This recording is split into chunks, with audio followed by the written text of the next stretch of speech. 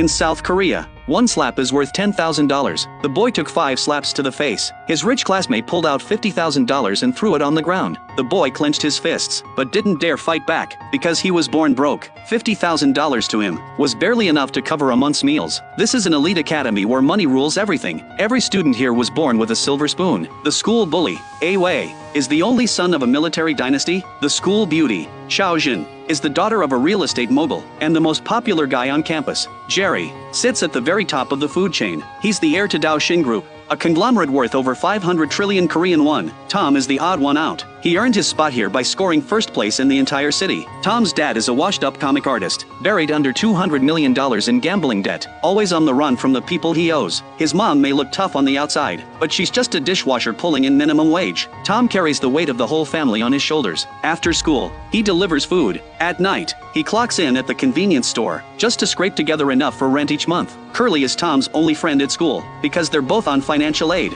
But today, Curly showed up wearing a brand new pair of sneakers, straight up flexing on him. Tom couldn't hold back. He asked to borrow them for 2 weeks. To his surprise, Curly just took them off and said, "Keep them." Tom actually believed him.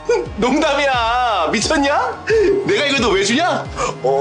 But this bright, cheerful kid was dead by the next morning. Tom got the news and didn't even stop to put on shoes. He ran straight to Curly's place, only to find the bodies of all 3 family members.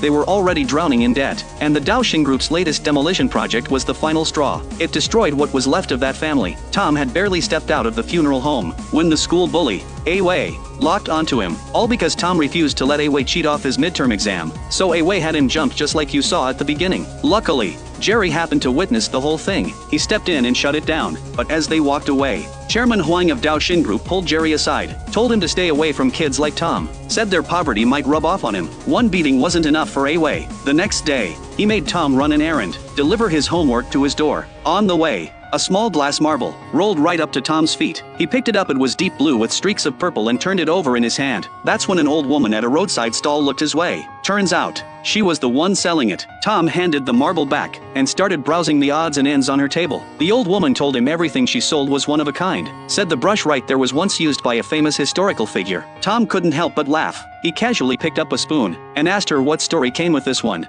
부자가 될 수 있는 금수저야. 예? 부모 바꿀 마음만 있으면 얼마든지 가능하지. 너하고 동갑이네 집에 가서 그 수저로 밥을 3번만 먹어. 그러면 너하고 걔하고 샥 바뀌면서 걔 부모가 네 부모가 되는 거야. It sounded